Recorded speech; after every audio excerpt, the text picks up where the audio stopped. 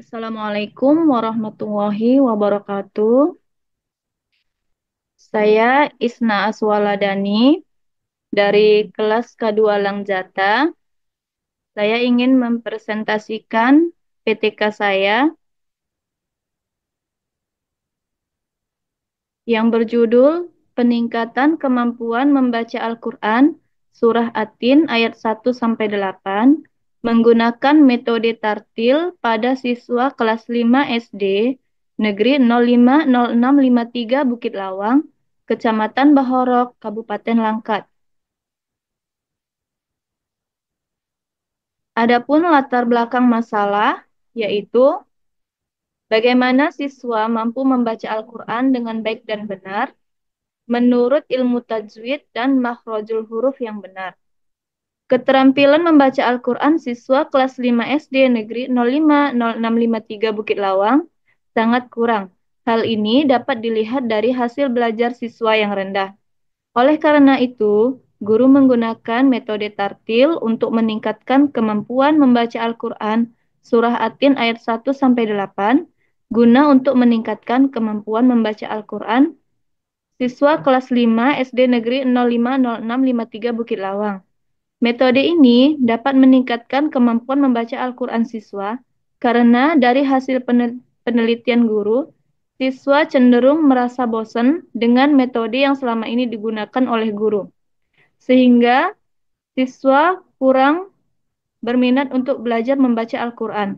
Dengan demikian, guru menerapkan metode tartil untuk meningkatkan kemampuan membaca Al-Quran siswa.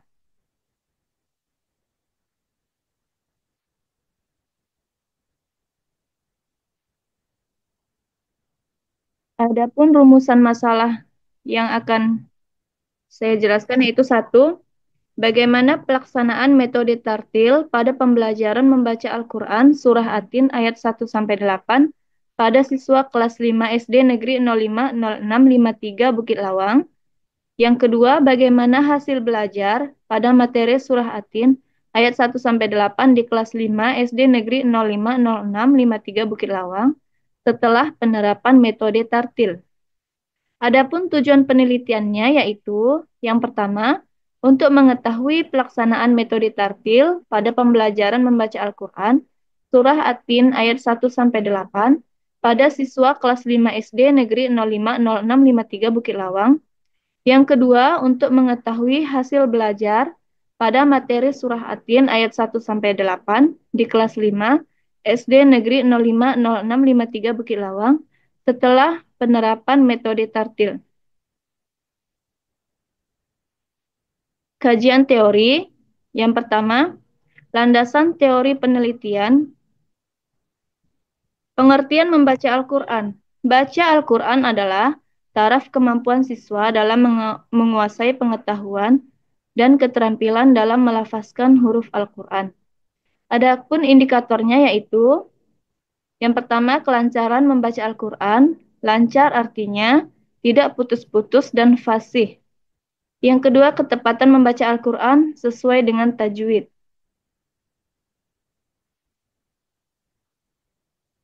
Langkah-langkah metode tartil yang akan digunakan yaitu mengenal huruf Al-Quran yang belum berbaris, membaca huruf Al-Quran yang berbaris satu, membaca huruf Al-Quran yang bertanda mati, membaca huruf Al-Quran yang bertanda tasydid, membaca huruf Al-Quran yang berbaris dua, membaca ayat Al-Quran dengan sistem bacaan. Materi Al-Quran Surah At-Tin ayat 1-8 berbicara tentang Allah Subhanahu wa Ta'ala menciptakan manusia dalam bentuk yang sebaik-baiknya. Neraka Jahanam merupakan tempat terendah bagi manusia. Allah Subhanahu wa Ta'ala mengingatkan manusia atas hari pembalasan. Allah merupakan hakim yang paling adil dan mengajarkan untuk selalu bersyukur. Adapun metode penelitian yang digunakan adalah metode penelitian tindakan kelas atau PTK. PTK adalah sebuah kajian yang bersifat reflektif yang dilakukan oleh pelaku tindakan, yaitu guru atau dosen, dengan tujuan meningkatkan kemampuan mereka dalam melaksanakan tugas secara rasional, memperdalam pemahaman terhadap tindakan yang mereka lakukan, serta memperbaiki kondisi praktik pembelajaran yang sedang berjalan. Adapun teknik pengumpulan data yang digunakan ada 4. Yang pertama, observasi. Teknik observasi digunakan untuk mengamati pelaksanaan rencana pembelajaran. Observasi digunakan pada pelaksanaan tindakan pembelajaran pada pokok bahasan membaca surah Atin ayat 1-8 dengan menggunakan metode tartil. Yang kedua, tes. Tes atau soal dibuat sesuai dengan tujuan dan indikator yang ingin dicapai dalam PTK. Tes dilaksanakan dalam pembelajaran dan terdiri dari pretest dan post-test untuk mengukur sejauh mana siswa memahami materi yang diajarkan. Bentuk tes yang digunakan dalam penelitian ini adalah tes lisan. Yang ketiga, wawancara. Wawancara adalah metode atau cara yang digunakan untuk mendapatkan jawaban dari responden melalui tanya jawab satu arah. Ada 2 jenis wawancara, yaitu wawancara terpimpin dan wawancara bebas. Yang keempat, dokumentasi. Dokumentasi adalah cara untuk memperoleh data langsung dari tempat penelitian yang meliputi peraturan, laporan, kegiatan foto-foto, dan data-data lain yang relevan dengan penelitian.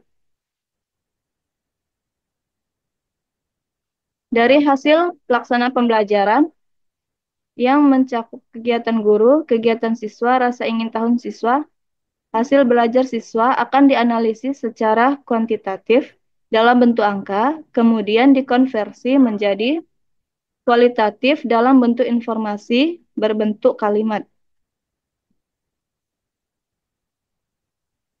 Baik, saya akan mempresentasikan mengenai P5 PPRA. Adapun modul P5 PPRA yang saya ambil yaitu tema kearifan lokal, menanam sayuran bebas hama. P5 adalah upaya untuk mewujudkan pelajar Pancasila yang mampu berperilaku sesuai dengan nilai-nilai Pancasila. Nilai-nilai Pancasila yang terkandung yaitu beriman dan bertakwa kepada Tuhan Yang Maha Esa, berkebinekaan global, gotong royong, mandiri, kreatif, dan bernalar kritis. Adapun tujuan proyeknya yaitu meningkatkan kualitas dan kuantitas hasil panen, mengurangi penggunaan pestisida kimia, menjaga kesehatan tanaman, memperbaiki kualitas tanah, meningkatkan kesejahteraan ekonomi petani, dan menjaga keanekaragaman hayati. Berikut adalah profil pelajar rahmatan lil alamin. Adapun elemen yang saya ambil yaitu yang pertama, beriman dan bertakwa kepada Tuhan Yang Maha Esa. Yang kedua, bergotong royong. Dan yang ketiga, berkeadaban, dinamis, dan inovatif.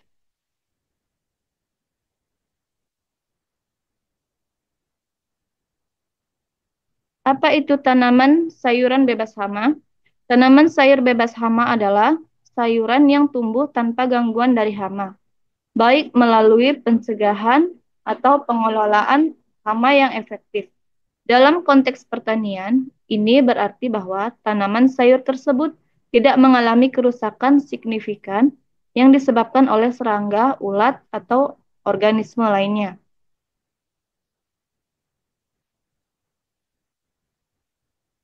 Berikut beberapa contoh tanaman sayur yang bebas dari hama. Yang pertama yaitu tanaman bayam, yang kedua tanaman kangkung, dan yang ketiga tanaman sawi. Mengapa tanaman yang terkena hama menjadi masalah? Pertama, tanaman sayur yang terkena hama menjadi masalah karena beralasan yang berkaitan dengan kerusakan fisik, penurunan kualitas, dan dampak ekonomi dan kesehatan lingkungan. Apa dampak tanaman sehat bagi petani sayuran? Tanaman sayuran yang sehat dan bebas hama meningkatkan hasil panen dan kualitas produk. Apa manfaat sayuran yang sehat bagi kesehatan manusia? Sayuran yang tidak Sayuran yang sehat tidak hanya memberikan manfaat gizi bagi manusia, tetapi juga berkontribusi pada pencernaan dan aman untuk dikonsumsi. Kesimpulannya adalah, sayuran bebas dari hama memberikan manfaat yang banyak, mulai dari peningkatan hasil dan kualitas panen, mengurangi biaya dan risiko ekonomi, sehingga dukungan untuk berkelanjutan lingkungan dan kesehatan manusia. Praktik ini tidak hanya meningkatkan kesejahteraan petani dan konsumen, tetapi juga berkontribusi pada pertanian yang lebih ramah lingkungan dan berkelanjutan. Baik, saya rasa itu saja presentasi PTK dan P5 PPRA saya. Saya kembalikan kepada Ibu dosen.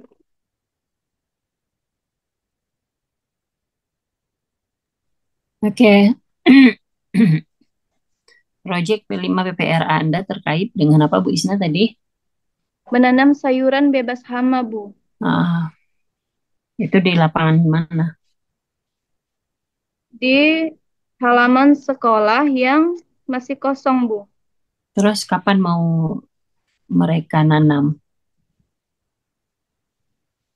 Kapan kita mulai nanam? Sedangkan ntar aja ada PPL, terus kapan panennya? Gimana tuh Bu Isna? Apakah terkejar? Selama ini sudah ada penanaman, Bu. Nah, ini kan Cuman, selama ini kan penanamannya penanaman ibu aja kan? iya, Bu. Orang lain. Nah, Iya, sekarang penanaman guru yang kelas. terbaru maksud saya. Itu bagaimana? Nanti saya takutnya pas PPL nggak terkejar sama dosen baru Anda jadi kewalahan. Iya, Bu. Paham nggak maksud saya Bu Isna? Kalau misalnya Paham. Bu Isna menggunakan penanaman itu, maka apakah dalam seminggu dia akan tumbuh? Belum, Bu. Dia paling tidak 3 minggu, Bu. Ya, itulah maksud saya. Nah, terkejar nggak kira-kira? Sepertinya tidak, Bu. Oke, maka setelah ini Anda coba dulu perbaiki apa yang kira-kira yang bisa dengan waktunya nggak lama gitu. Kira-kira apa? Apa kira-kira Bu?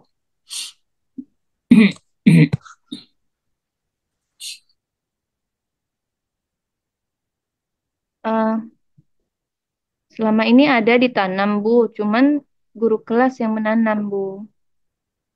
Iya, tapi itu kan bukan proyeknya Ibu. Iya, bukan proyek saya. Mm-mm. Ini proyek Ibu harusnya. Ya, jadi itu nanti dipertimbangkan lagi. Saya khawatir nanti ketika Anda masuk ke yang lain, Anda akan kacau. Paham? Oke, sekarang ke PTK. Coba saya mulai judul Anda.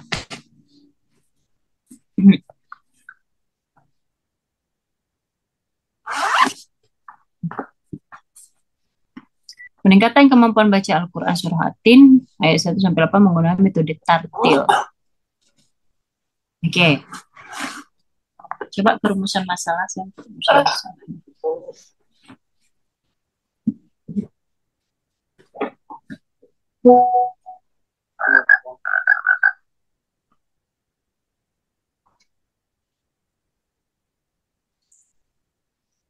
Pesan masalahnya, bagaimana Mm-mm. pelaksanaan metode tartil pada Mm-mm. pembelajaran membaca Al-Quran, Surah Mm-mm. At-Tin ayat 1-8 pada siswa kelas 5 SD Negeri 050653 Bukit Lawang.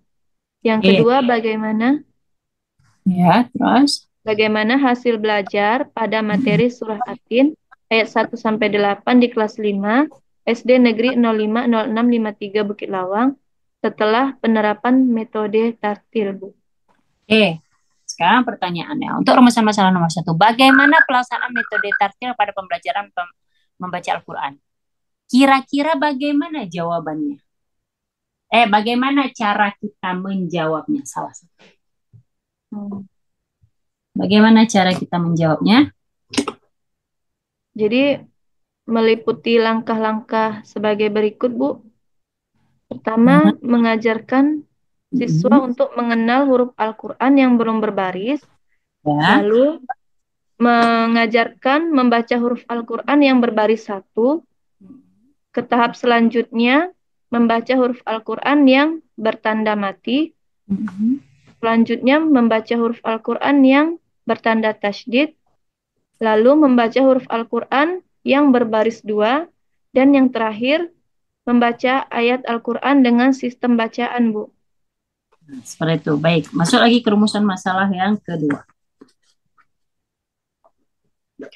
Nah, sekarang bagaimana hasil belajarnya? Kalau yang nomor satu itu Anda menjawab seperti itu, sekarang yang nomor dua, bagaimana cara menjawabnya? Menjawab. Bagaimana hasil Ya. belajar pada materi itu? Apa yang kita lakukan untuk menjawab pertanyaan nomor dua? Untuk pertama kali kita mengidentifikasi Hai, ya, hasil. to the point, yang jelas. Ya, Bu. Bagaimana hasil belajar pada materi bla bla bla bla.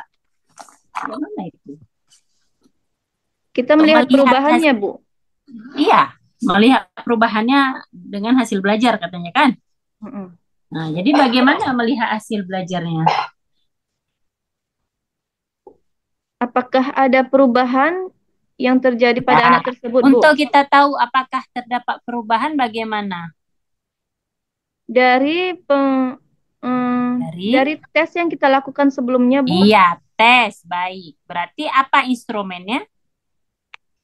Instrumen penelitiannya adalah instrumennya hmm, tes instrumen ya, Bu. tes. Tes Oke. lisan. Ya, tes lisan. Boleh juga. Berarti Anda harus ada instrumen tes. Benar kan? Ya, Bu. Untuk melihat hasil belajar. Belajar. Nah, ketika hasil belajarnya itu tidak tuntas, maka Mengulang kembali, Bu. mengulang kembali berarti dalam penelitian ini apa yang Anda lakukan? Penelitiannya penelitian apa? Eh, Penelitian ini menggunakan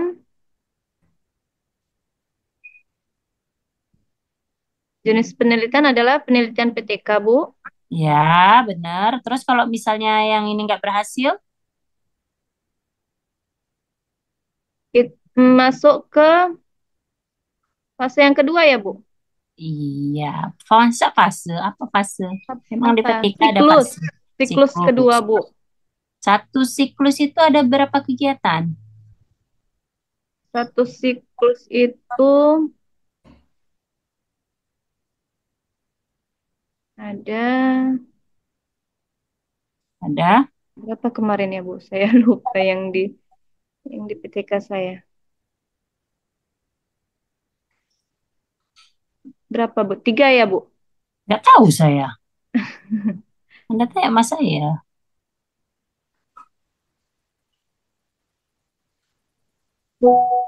Berapa?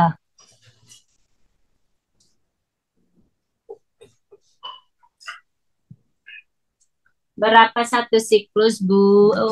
Apa aja Satu kegiatan, Bu. ya, satu satu siklus kegiatan itu apa aja? Siklus yang pertama, Apa aja kegiatannya? hmm, Dalam PTK apa aja kegiatannya?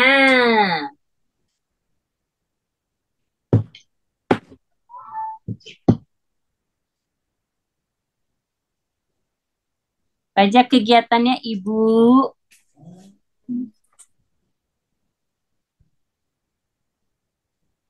melakukan observasi, Bu.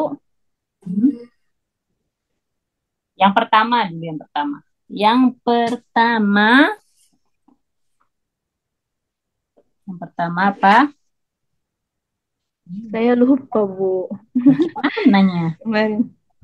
Kok lupa? Kayak mana ini? Ini kan ujian. Kalau murid ibu yang lupa, kayak mana itu kejadiannya? Hmm? Kayak mana kalau murid ibu yang lupa? Kayak mana? Ayo.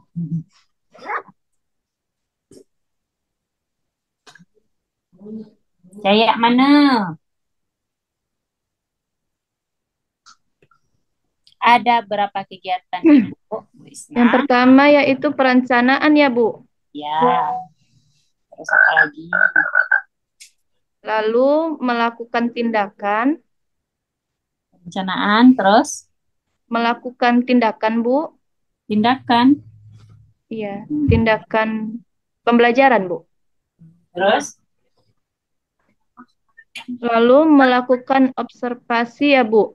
Observasi. berarti udah naikkan ke ini ya, ke pujer ya. Ya, terus Yang terakhir memberikan refleksi, Bu. oke, baik. Perencanaan, pelaksanaan. Jadi berapa siklus kira-kira yang akan dilakukan? Ada 4, Bu. Ya, 4 siklus.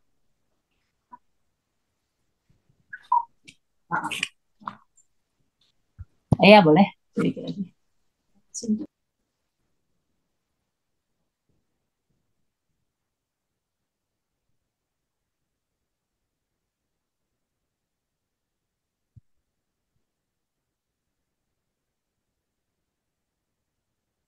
Berapa siklus tadi? Kok tahapannya ada 4? Siklusnya Tahapannya ada 4, Bu. Siklusnya ada 2. itu dia, jangan salah-salah. Ya, nah, sekarang tutup PPT, share screen-nya.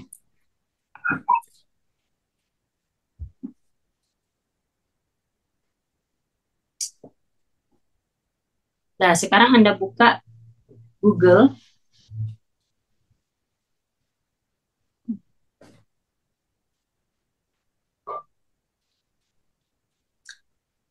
Bu.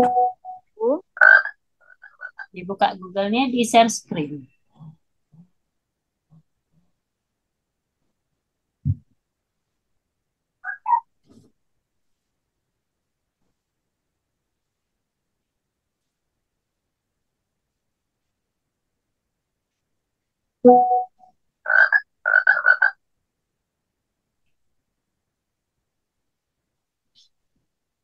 Sudah, Bu. Oke, silahkan buka surah An-Nisa ayat 99.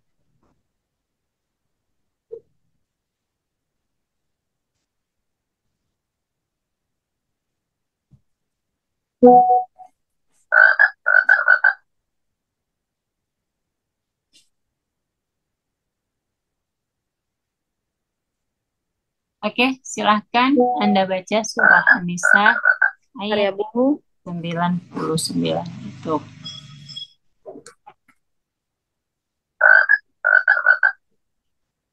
Baca, Bu. Ya, A'udzu billahi minasyaitonir rajim. Bismillahirrahmanirrahim. Fa'ulaika asallahu an ya'fuwa anhum. Wa kana Allahu afuwan ghafura.